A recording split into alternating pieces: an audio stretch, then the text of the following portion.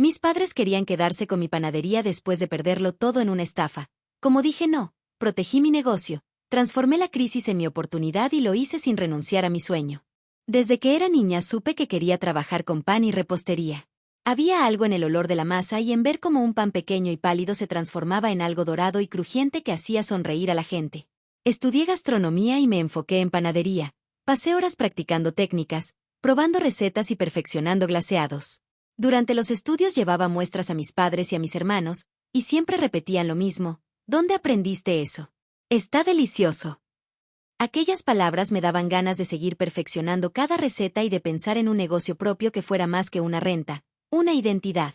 Al terminar, con los papeles en regla y las recetas anotadas en cuadernos manchados, me presenté en bancos pensando que un préstamo sería lo lógico para arrancar. Me rechazaron una y otra vez. Yo entendía los números, pero no era lo mismo pedir dinero para un sueño que para una inversión tradicional. Desesperada y sin muchas opciones, acudí a mi familia pensando que, si alguien me apoyaba, serían ellos. Mis padres siempre habían mostrado orgullo por mis logros. En mi mente la ayuda era casi un hecho.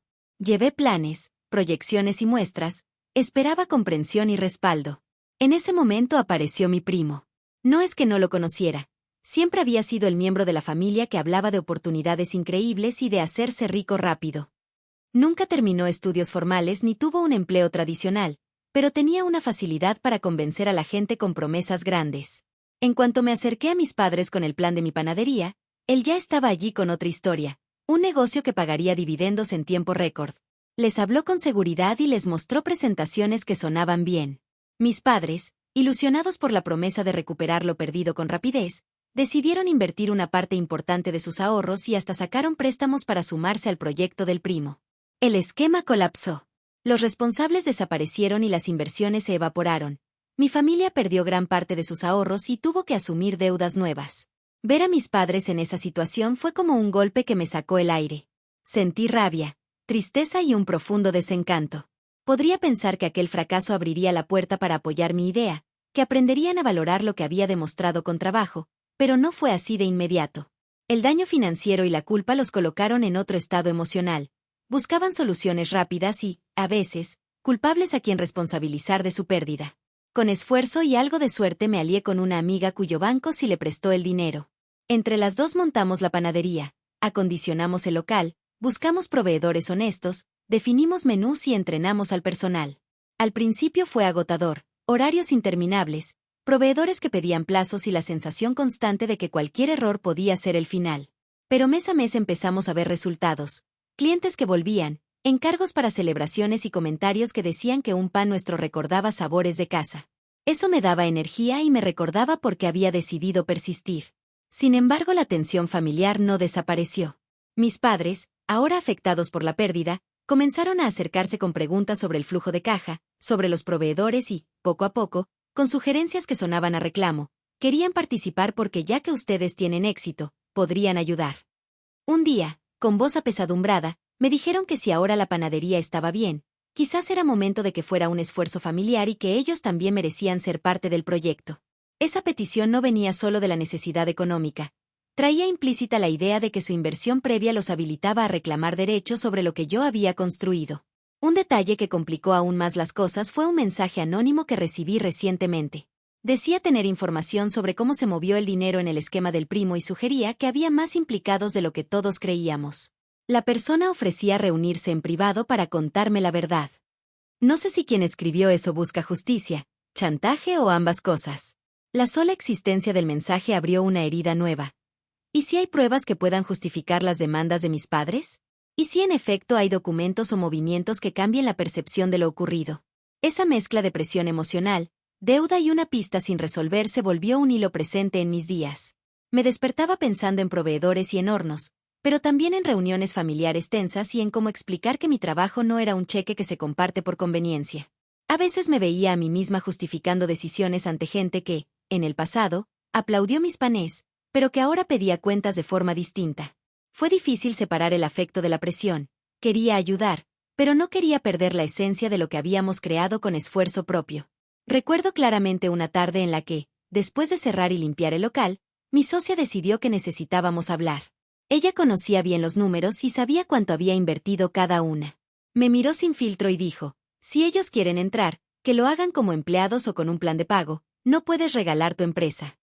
Aquella frase me dio calma y me recordó por qué había empezado.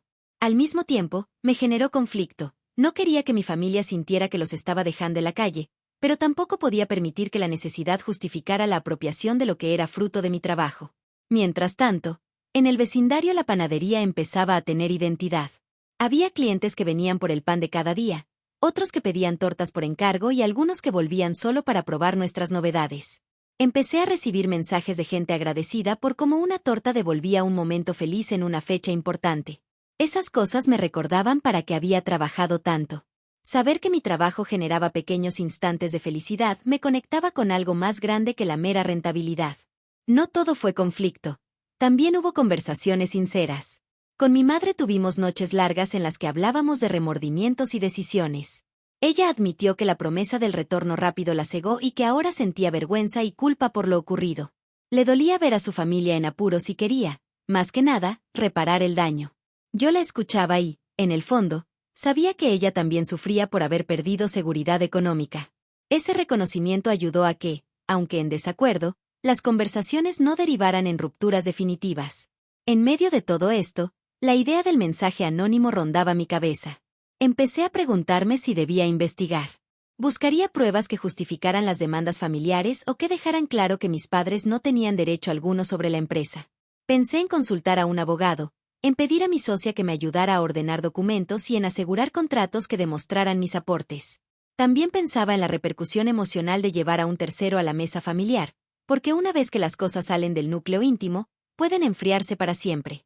Esa noche decidí que lo primero era ordenar todo lo que tenía por escrito: facturas, contratos, el registro de proveedores, mensajes donde los bancos rechazaron los préstamos y correos con las proyecciones que había presentado. Reuní estos documentos en una carpeta y al hacerlo, sentí una mezcla de orgullo y miedo. Era la evidencia de años de trabajo, la huella concreta de que no había tomado atajos. Ver cuánto había avanzado con mis propias manos me dio fuerzas para afrontar la conversación con mis padres desde una posición menos emocional y más factual. A la mañana siguiente, al abrir la panadería, observé al equipo en movimiento, uno de los chicos amasando, una compañera colocando croissants recién salidos y clientes entrando con sonrisas. Me detuve un instante y pensé en lo que sería perder el control de ese espacio. No era solo la rentabilidad, eran las decisiones diarias que definían nuestro sello. Decidí entonces que no le daría la espalda a mis padres sin intentarlo todo, pero tampoco permitiría que mi trabajo fuera diluido por la culpa o por la presión externa. Planeé una conversación clara con ellos. No sería una pelea ni una sumisión, sería una exposición ordenada de lo que había pasado, de lo que yo había puesto y de las alternativas que podían ayudarle sin convertir mi empresa en una carga compartida. Pensé en ofrecer opciones concretas: empleo temporal en la panadería, un plan de pagos para deudas o una pequeña cuota de ganancia destinada a ayudarles en su recuperación, siempre sin ceder la titularidad del negocio. Quería que la propuesta fuera justa y medible. Sin embargo, una parte de mí dudaba. ¿Y si al mostrar documentación o al proponer límites, la familia lo interpretara como frialdad? ¿Y si mi primo, o quienes estuvieron detrás del esquema, intentaran aprovechar la situación nuevamente? Esas preguntas me dejaron inquieta. También sentí la presión de la comunidad. En un lugar pequeño, las noticias corren y las posturas se agarran con rapidez. Prefería manejar el asunto con discreción y decisión para evitar que rencores ajenos se metieran en lo que habíamos construido. En la panadería reforzamos registros, horas, proveedores, pedidos y fotos de procesos. Mi socia y yo acordamos que cualquier incorporación tendría que ser mediante compra acreditada de participaciones y con aval legal. Consultamos a una contadora que nos pidió dejar todo por escrito. Su argumento fue simple: transparencia evita abusos y protege a todos. Esa recomendación sonó sensata y me dio una herramienta práctica para llevar a la conversación con mi familia algo más que sentimientos. El mensaje anónimo seguía inquietándome. Mencionaba fechas y montos y pedía reunión privada. Me hizo sentir observada y dudosa. Una amiga me aconsejó prudencia: no vayas sola a esa reunión, lleva a alguien y registra todo, me dijo. Guardé la pista y no actué de inmediato, porque la familia necesitaba primero escuchar una propuesta clara y porque no quería que una supuesta verdad se convirtiera en una arma para dividirnos aún más. Hubo días en que quise tirar la toalla, pero los comentarios de clientes que recordaban sabores de infancia me devolvían el sentido. Eso y la convicción de que mi trabajo tenía valor me hicieron seguir. Empecé a ordenar números y preparar 3 escenarios económicos para saber hasta dónde podríamos ayudar sin comprometer la operación. Saber cifras concretas me dio una sensación de control que antes no tenía. La incertidumbre emocional no desapareció, pero al menos supe hasta dónde podíamos estirar la mano sin romper la estructura del negocio.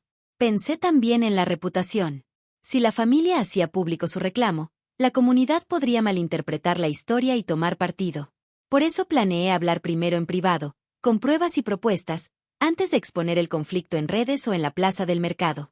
Prefería la discreción, no porque escondiera algo, sino porque entender la sensibilidad de todos podría evitar daños colaterales que luego sería imposible reparar. En el plano personal, comencé a cuidar más de mí misma. Dormir regular, caminar y cocinar por placer fuera del trabajo fueron formas de no quemarme. Aprendí a distinguir entre lo urgente y lo importante, y a poner límites que antes me costaban. Eso incluyó decir no a reuniones familiares improvisadas donde sabía que la conversación podría derivar en presiones.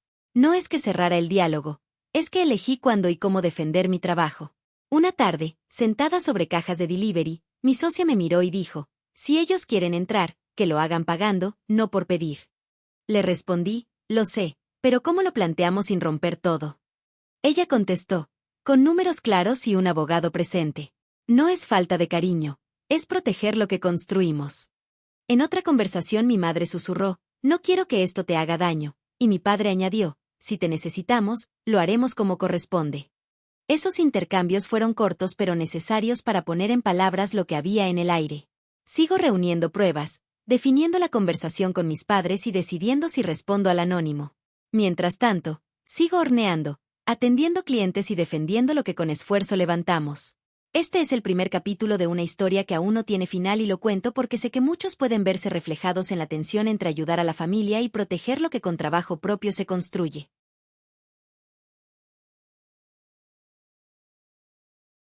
Después de estudiar panadería, abrí un negocio con una socia.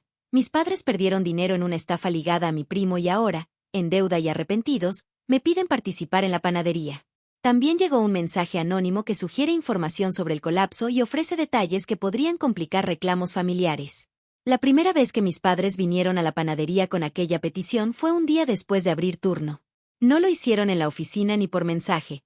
Entraron casi tímidos, como si vinieran a pedir perdón más que algo concreto. Los vi desde la barra, preparando cafés, y noté en sus caras que traían algo pensado. Ese gesto me tensó. Los invité a sentarse y los dejé que hablaran. Mi madre, con voz baja, dijo que sentía culpa por lo que había pasado y que quería ayudar. Mi padre añadió que no era un capricho, que la idea era contribuir pagando proveedores principales hasta que la situación mejorara. Cuando hablaron de ser parte, usaron esa palabra vaga que en boca de alguien suena familiar pero que en la práctica lo cambia todo. Les pedí que me explicaran qué entendían por ser parte. Ellos hablaron de participación, de estar dentro, y de compartir ganancias. Yo les escuché con cuidado. Sabía que la conversación podía convertirse en una pelea si me dejaba llevar por el primer impulso. Me esforcé por mantener la calma y pregunté detalles. Si hablaban de horarios, de aportes económicos directos, de tareas concretas o simplemente de tener voz. Mi padre respondió que no conocía los términos legales, que solo quería sentir que ayudaba y que lo que más le preocupaba era no volver a depender de terceros para recuperar lo perdido. En ese momento entendí que había dos discursos paralelos, el del afecto y el de la necesidad. El afecto era genuino. Querían reparar, estar conmigo y sentir orgullo por lo que había logrado. La necesidad era cruda. Necesitaban soluciones, ingresos y seguridad. Separar ambos discursos fue clave para no ceder en lo esencial. Les pedí que me dieran tiempo para organizar la información y proponer opciones concretas. Propuse un esquema temporal para evaluar posibilidades sin tomar decisiones impulsivas. Volví a la oficina y me senté a revisar las finanzas con mi socia. Desglosamos ingresos mensuales, márgenes por producto, costos fijos y variables, y lo que significaría incorporar nuevos pagos. Fue entonces cuando decidí que si habría un espacio para ellos debía existir un mecanismo transparente y medible que evitara desorden. La idea de ser parte sin reglas me asustaba. Prefería acordar algo que protegiera la empresa y fuera justo con mi familia. Llegamos a 3 alternativas preliminares: empleo temporal con salario, un aporte que se convirtiera en préstamo a pagar en cuotas, o una comisión por ventas destinada exclusivamente a ayudas familiares. Al definir esas alternativas pensé también en el impacto humano de cada opción. Un empleo temporal significaba darles una rutina y algún ingreso, pero también implicaba capacitarlos y asumir tensiones diarias. Un aporte convertido en préstamo preservaba la propiedad, pero suponía un esquema de pagos que podía aliviar sus cuentas. La comisión por ventas era la opción más simbólica, parte de las ganancias como apoyo puntual sin intervenir en decisiones. Ninguna opción era perfecta, todas exigían compromiso y límites claros. Decidí organizar otra reunión formal, esta vez con números y propuestas. Les pedí que trajeran el tiempo necesario y que, si querían, llevaran papeles que consideraran relevantes. Les expliqué que no se trataba de cerrarlos, sino de profesionalizar la ayuda. Les pedí respeto por el proceso y que entendieran que cualquier acuerdo debía proteger a los trabajadores, a los proveedores y la continuidad del negocio. Les dije claramente que no iba a entregar la titularidad ni renunciar a la responsabilidad que había asumido al montar el proyecto. La noche anterior a la reunión me costó dormir. Repasé discursos posibles, notas con cifras y escenarios. Preparé respuestas a preguntas que imaginé podrían hacer, como sobre aportes económicos, horarios y responsabilidades. Pensé también en cómo respondería si me exigían participación por la supuesta inversión en mi educación. Tenía pruebas, correos, respuestas de bancos y facturas, pero decidí no exponérmelos todavía. Quise mantener la reunión en un tono conciliador y no confrontacional. La reunión fue en mi casa, alrededor de la mesa del comedor. Comenzamos repasando la historia. Ellos hablaron de su arrepentimiento y yo enumeré lo que había invertido y que necesitábamos para seguir creciendo. Presenté las 3 alternativas con números. ¿Cuánto significaría pagar a un proveedor si ellos aportaban X al mes? ¿Cómo funcionaría la comisión por ventas durante 6 meses? Y las condiciones de un empleo temporal. Me sorprendió que, al ver cifras concretas, sus voces se calmaran y empezaran a analizar en lugar de exigir. Creo que la claridad financiera ayudó a desactivar el dramatismo inicial. Mi madre comentó que prefería un empleo temporal porque le daba la sensación de aportar con dignidad. Mi padre estaba más a favor de contribuir pagando facturas puntuales. Les escuché y luego expliqué las implicaciones. Formar a alguien toma tiempo, asumir sueldos afectaría la liquidez, y comprometer una parte de las ventas puede tener efecto limitado si la temporada baja llega. Hablamos de plazos. Sugerí periodos de prueba de 3 meses para cualquier incorporación, con revisión al final del periodo. En la conversación también salieron emociones. Mi madre rompió en lágrimas al admitir su culpa y me dijo que solo quería reparar. Fue un momento íntimo que mostró la profundidad del daño emotivo. Yo sentí compasión, pero también la responsabilidad de cuidar la empresa y a las personas que dependen de ella. No quería que su arrepentimiento se transformara en una apropiación sin control. Por eso expliqué que la ayuda debía ser medida y documentada. Llegamos a un acuerdo provisional.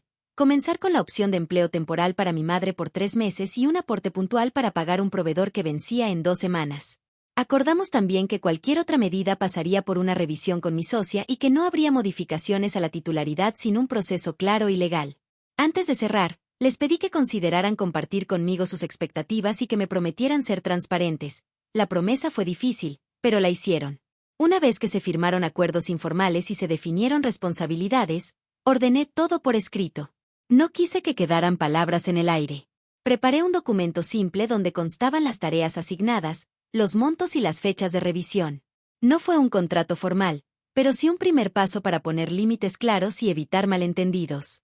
Luego conversé con mi socia para asegurarnos de que la operación no se viera comprometida. Los primeros días con mi madre trabajando en la panadería fueron intensos. Hubo tensión por los roles, por la impaciencia natural de alguien que quiere reparar rápido y por la diferencia de expectativas laborales. Tuvimos que capacitarla en procesos básicos, horarios y atención al cliente. Ella mostró voluntad y, poco a poco, fue encontrando su lugar.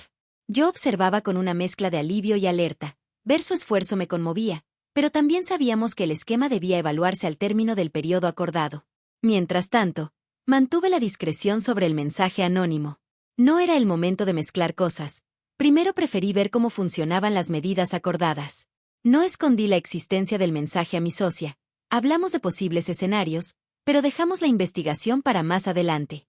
La prioridad fue estabilizar la operación y evitar que la presión externa alterara la confianza con nuestros clientes. En la segunda semana, una clienta habitual notó la presencia de mi madre y dijo: «Es lindo ver a la familia trabajando, da confianza». Esa frase me confirmó que, si la incorporación era gestionada con cuidado, podía incluso fortalecer la imagen del negocio. Por otro lado, algunos empleados necesitaban garantías.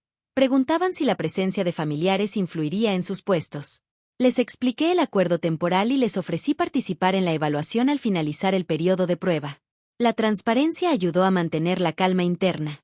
Las conversaciones con mi padre fueron más complejas. Él veía el aporte como una forma de recuperar dignidad, pero a la vez evitaba entrar en rutinas de trabajo. Acordamos que su participación sería más administrativa y puntual, sin intervención diaria.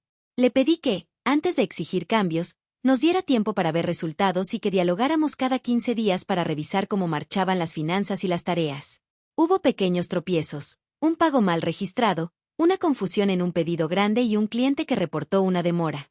Esos errores no fueron por culpa de la presencia familiar, pero sí sirvieron para reforzar la necesidad de procedimientos claros. Implementamos un checklist diario y una reunión corta cada mañana para revisar pedidos y responsabilidades.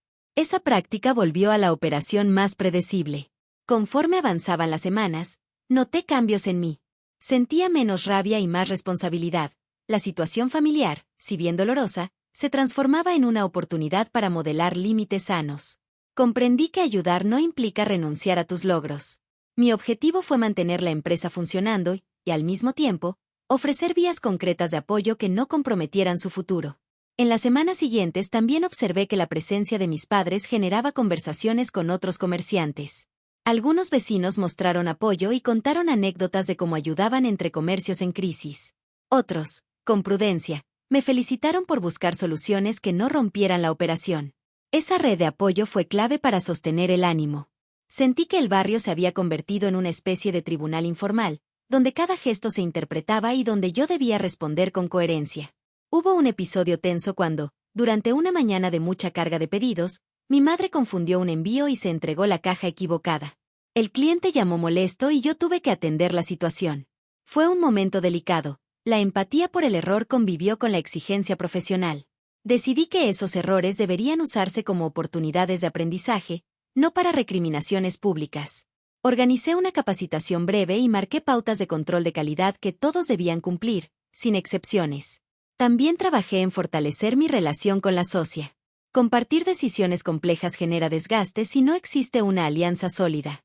Le pedí que fuera parte de la revisión de cualquier acuerdo con la familia, y acordamos que ambos debíamos estar presentes en decisiones clave. Esa unidad fue importante para que no existieran interpretaciones de favoritismos o decisiones unilaterales. En paralelo, seguí reuniendo documentación. Guardé registros de horarios, contratos de proveedores, órdenes de compra y correos electrónicos. Entendí que la mejor defensa ante cualquier conflicto es la transparencia. No quería que una discusión emocional desviara la realidad de los hechos. Cuánto había invertido, cuánto había trabajado y cómo se repartían las tareas entre las socias. Con el paso del tiempo noté que mis padres empezaron a comprender la lógica empresarial. Las ventas no son eternas, el margen cambia y la gestión requiere disciplina. Empezaron a respetar los procesos y a no comentar públicamente sobre su supuesto derecho al negocio. Fue un aprendizaje mutuo, donde todos incorporamos una nueva forma de relacionarnos con el trabajo. Aún así, mantengo la cautela. La historia no está cerrada y sigo manejando posibles escenarios de riesgo. La prioridad es proteger a los empleados, la marca y la relación con los clientes. Quiero que mi familia recupere su posición sin que eso implique que yo pierda la mía. Esa decisión sostiene mi ánimo y marca el rumbo de las próximas conversaciones. Finalmente, me doy cuenta de que esta situación me hizo más firme. Aprendí a traducir dolor en medidas concretas, a negociar desde la evidencia y a poner límites sin dejar de mostrar afecto.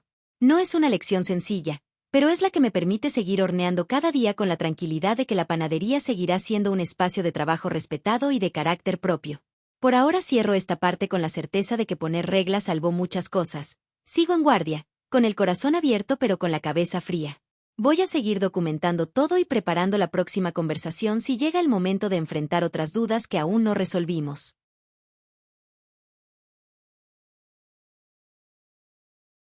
Después de estudiar panadería y montar la panadería con mi socia, mis padres perdieron dinero en la estafa del primo. Ellos vinieron a pedirme ser socios y, tras negociar, aceptamos una solución provisional, empleo temporal para mi madre y un aporte puntual para pagar un proveedor. Mantuvimos discreción sobre un mensaje anónimo que sugiere pruebas del colapso.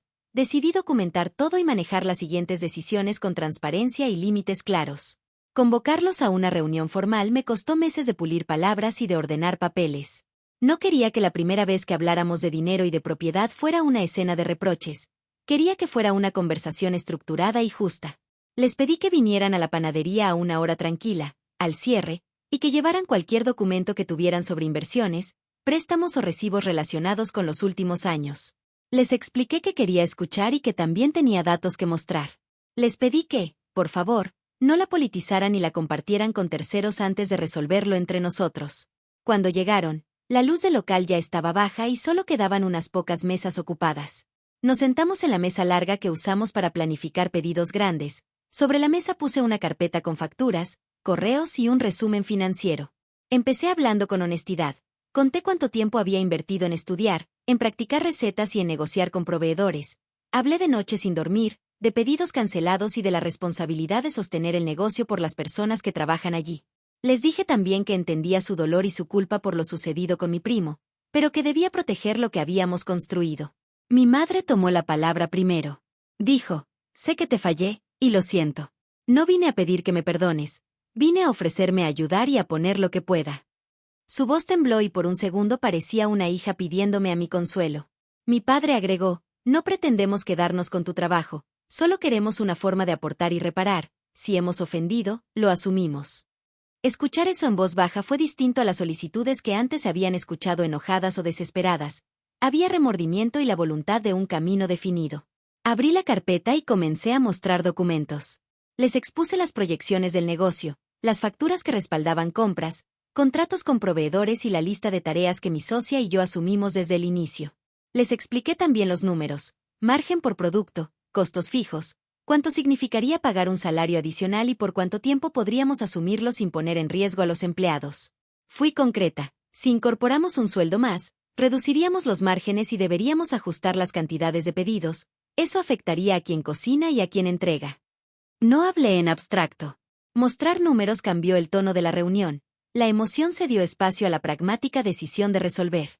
Propuse el plan que habíamos definido con mi socia: un empleo temporal para mi madre por 3 meses con funciones específicas, atención al cliente y empaques, un aporte puntual de ellos que sería destinado a pagar la factura del proveedor que estaba en riesgo y una cláusula clara: ninguna modificación de la titularidad sin acuerdo legal y por escrito.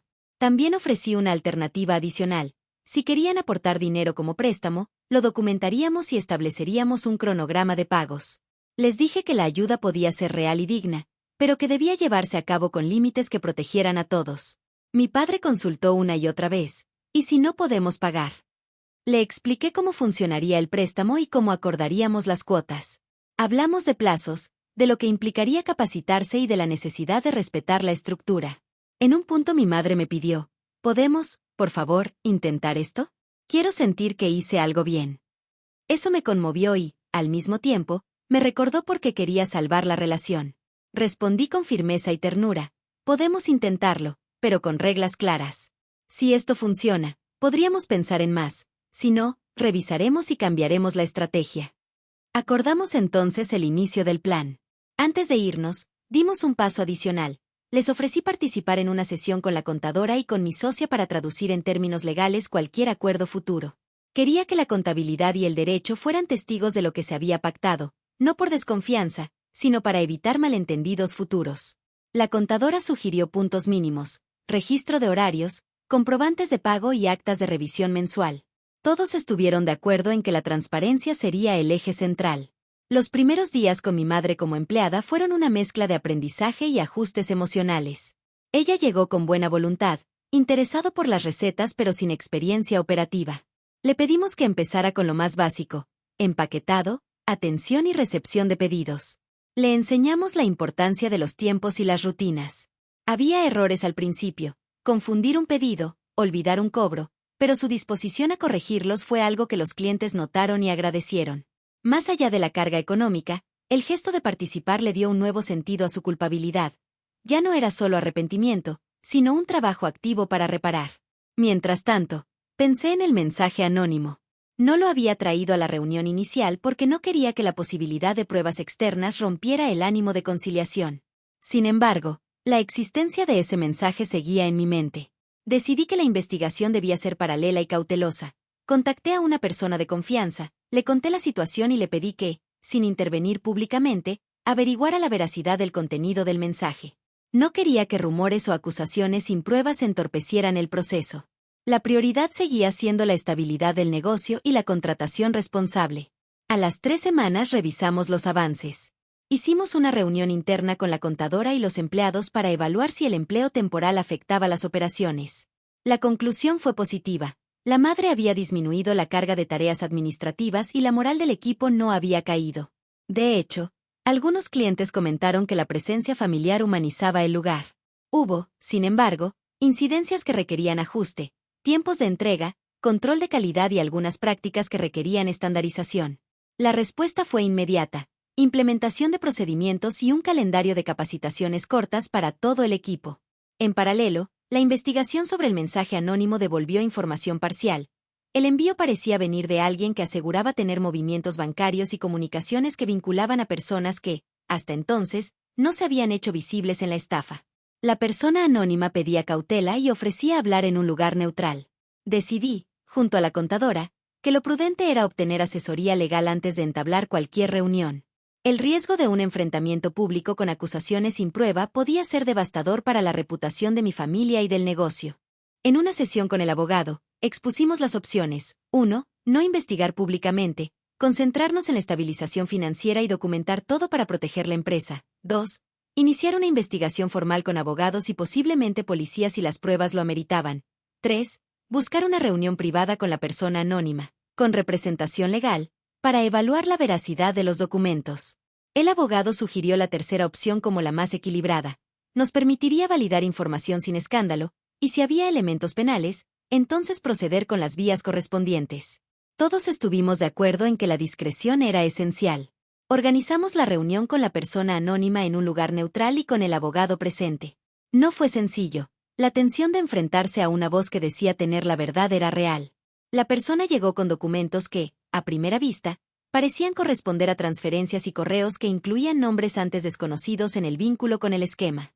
No todos los papeles resultaron concluyentes. Algunos eran fragmentos, pero había suficientes datos para pensar que efectivamente existían otros implicados que habían facilitado la circulación de dinero. La persona anónima explicó que no buscaba fama sino justicia y que prefería mantenerse en el anonimato por miedo a represalias.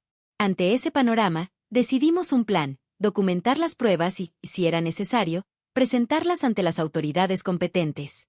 Sin embargo, antes de movernos públicamente, preferimos hablar con las personas que podrían verse afectadas, es decir, con mi primo, si era pertinente, y con mis padres, para permitirles participar en las decisiones y evitar que el proceso los sorprendiera o avergonzara en público.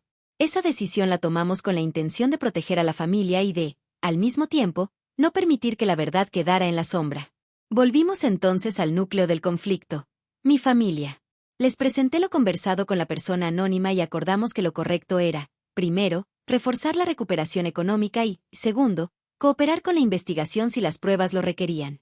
Mis padres entendieron que si había más implicados, no era su culpa individual, pero sí podrían ser víctimas, o en algunos casos, corresponsables por falta de diligencia. Esa conversación fue dura pero necesaria.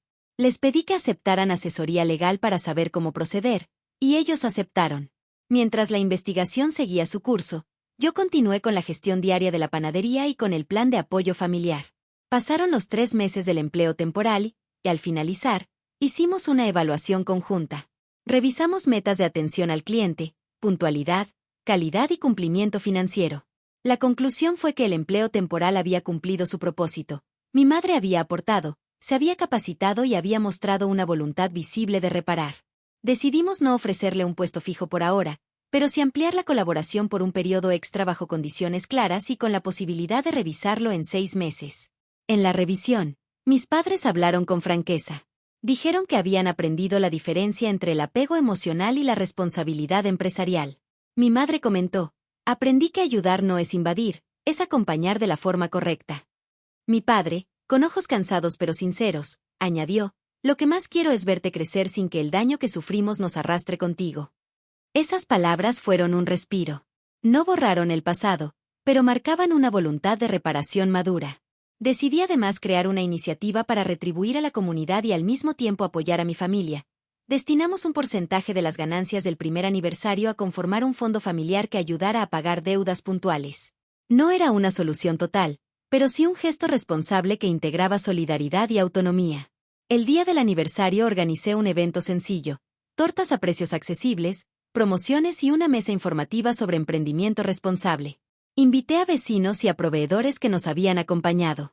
El día del aniversario fue mucho más de lo que imaginé. La panadería estuvo llena, el equipo trabajó con ritmo y la comunidad respondió con cariño. En un momento del evento tomé la palabra delante de todos. Agradecí al equipo, a mi socia y a la comunidad por su apoyo. Hablé con honestidad sobre lo que habíamos atravesado y anuncié el fondo familiar como una práctica de responsabilidad social y cuidado mutuo sin renunciar a la propiedad ni a la autonomía del negocio. La respuesta fue cálida. Muchas personas se acercaron a dar ánimos y a compartir historias propias de dificultades y superación.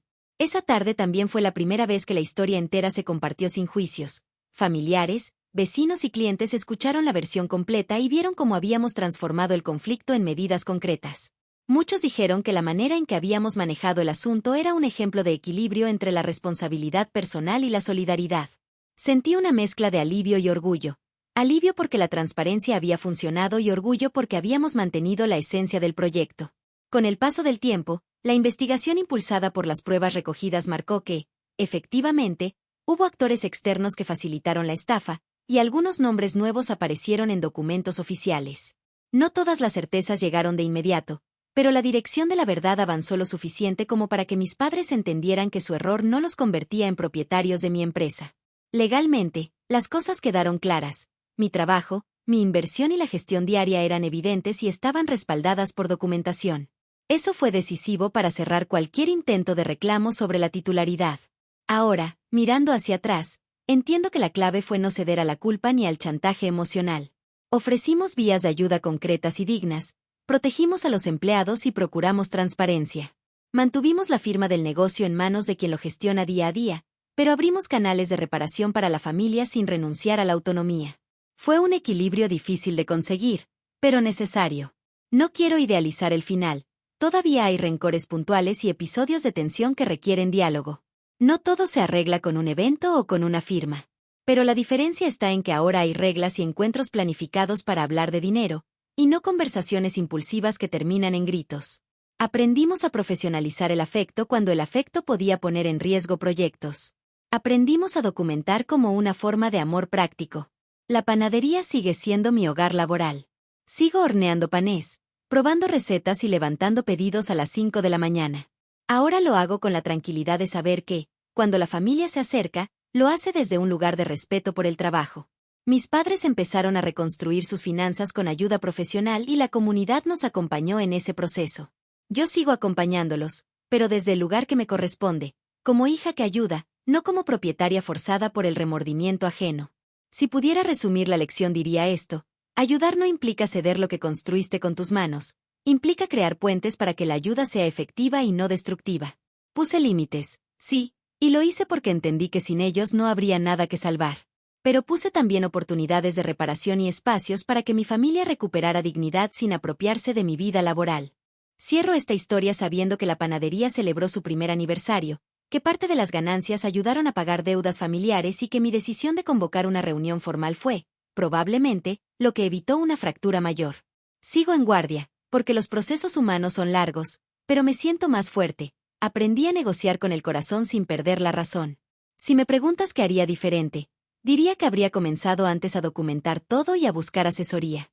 Si me preguntas qué me gustaría que tú recuerdes, diré: cuida tu independencia, pero no cierres tu puerta a la familia. Busca siempre mecanismos que dignifiquen la ayuda.